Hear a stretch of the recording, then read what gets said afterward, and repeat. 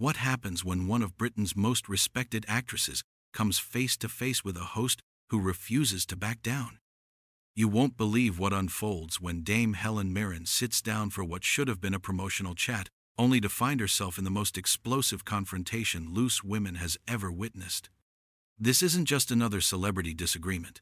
This is a full-blown verbal warfare that left the studio audience gasping and production scrambling behind the scenes. Before we get into this incredible story, make sure you hit that subscribe button and drop a comment below, because you're not going to believe what unfolds when Helen Mirren's legendary composure finally cracks under Ruth Langsford's relentless questioning. The atmosphere in the Loose Women studio was already charged as Dame Helen Mirren took her seat opposite Ruth Langsford.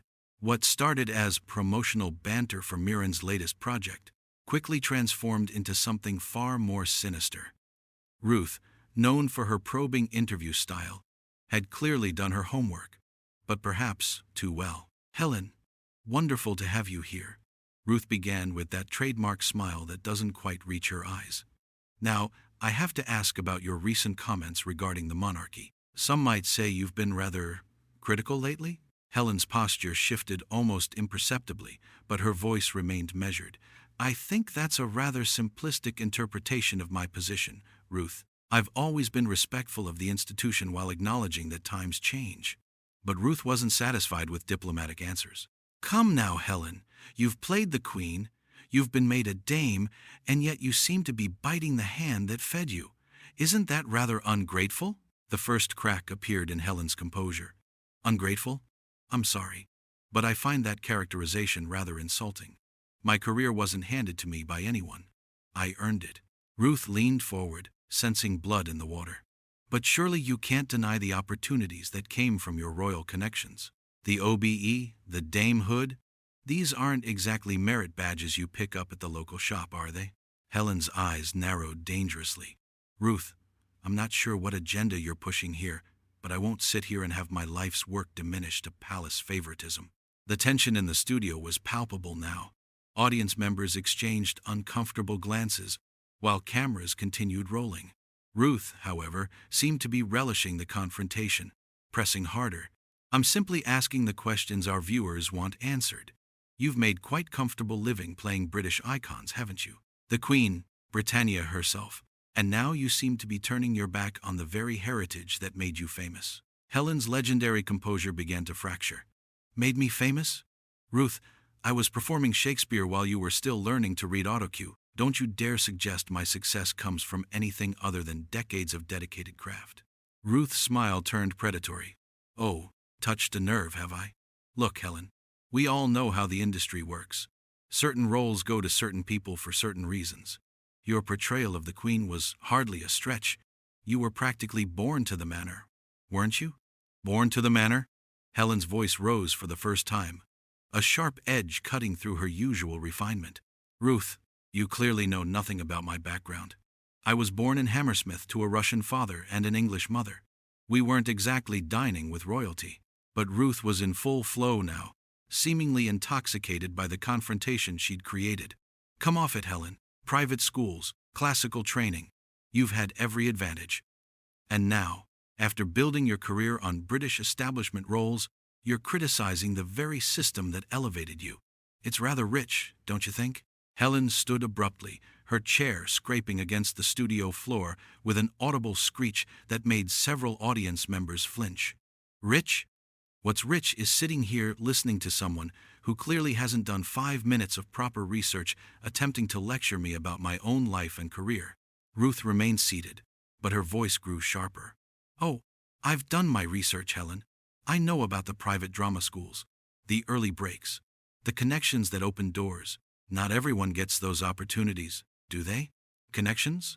Helen's voice was now trembling with barely contained fury. "You mean talent, hard work, and 30 years of grinding through regional theater before anyone knew my name, those connections?" The atmosphere in the studio had shifted from uncomfortable to genuinely hostile. Production staff could be seen whispering urgently behind cameras, but Ruth showed no signs of backing down. "Helen, you're getting rather defensive. I'm simply pointing out the irony of someone who's benefited enormously from the British class system now choosing to criticize it. It's a bit like closing the door after you've already walked through, isn't it?" Helen's hands were visibly shaking now, whether from rage or shock. It was impossible to tell. Benefited from the class system? Ruth, I've spent my entire career fighting against the very prejudices you're perpetuating right now. The assumption that success must come from privilege rather than talent. Ruth's tone became even more condescending. Oh, please, Helen. Spare us the working-class hero routine. You've been living in million-pound homes and attending premieres for decades. You can hardly claim to be a woman of the people now. A woman of the people? Helen's voice cracked with incredulous anger. Ruth, what exactly are you trying to prove here? That successful women should be ashamed of their achievements? That we should apologize for having opinions? The confrontation had now reached a fever pitch. Ruth, sensing she had pushed Helen to the breaking point, delivered what she clearly thought would be the knockout blow. I'm trying to understand how someone can so thoroughly embrace the establishment when it suits them, then turn around and bite the hand that fed them when it becomes fashionable to do so. It's rather hypocritical, wouldn't you say? Helen's face went white with fury. For a moment, the entire studio held its collective breath, waiting to see how one of Britain's most respected actresses would respond to such a calculated attack. Hypocritical? Helen's voice was now barely controlled, each word delivered with surgical precision. The only hypocrisy I see here is someone using their platform to tear down another woman under the guise of journalism. This isn't an interview, Ruth. It's a character assassination. Ruth's mask finally slipped completely, revealing the malicious intent behind her questioning. Character assassination.